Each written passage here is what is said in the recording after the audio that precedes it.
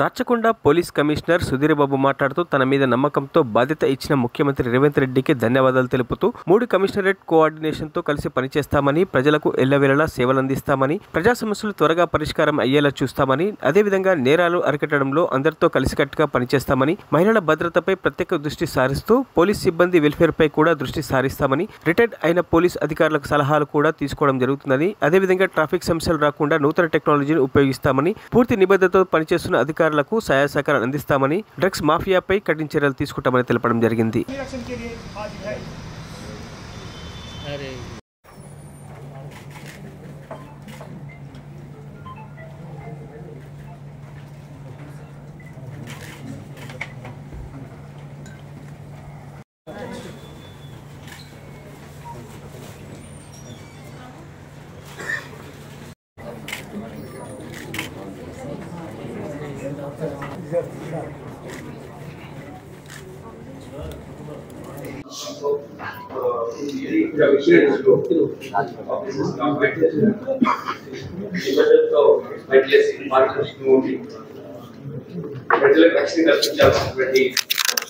బాధ్యతలు ఎలా ఉన్నాయో వాటినన్నింటినీ చట్టపరంగా మేము నిర్వర్తిస్తాం.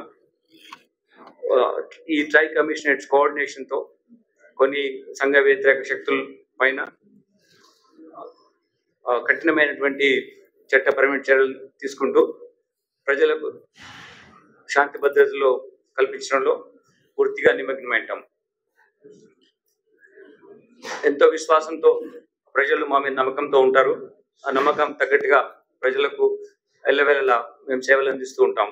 పోలీస్ పర్స్పెక్టివ్లో ముఖ్యంగా మీకు తెలుసు, కమిషనరేట్ కు అదర్ పోలీస్ ఆర్గనైజేషన్స్ డిఫరెన్స్ ఏంటంటే 3 ఇంపార్టెంట్ వేస్ లో కమిషనరేట్ డిస్టింగ్విష్డ్ ఉంటుంది అదర్